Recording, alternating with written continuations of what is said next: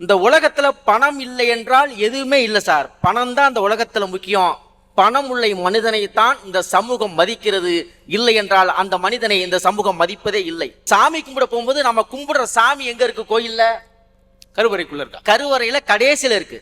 ஆனா அந்த சாமிக்கு காசு போடுற உண்டியல் தான் முன்னாடி இருக்கு. ஏன் உண்டியல காணிக்கையை போட்டோட அப்பதான் உன்னை கண் திறந்து பார்ப்போம்னு அந்த சாமிக்கே தெரியுது.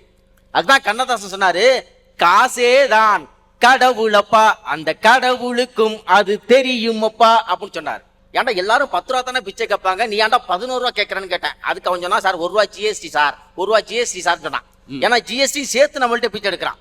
ஆலையாலும் புகழ்வதெல்லாம் பணத்துக்காகத்தான், பணம் குறைந்து விட்டால் புகழும் கூட்டம் இகழும் உண்மைதான், பணம் பந்தியிலே குணம் குப்பையிலே அப்படின்னு பாடினானே. பொம்பளை பிள்ளைகிட்ட காசு கொடுத்தோம்னா செலவு போக மிச்ச காசை பொம்பளை பிள்ளை வீட்டில் கொண்டு அப்பாட்ட கொடுக்கும்.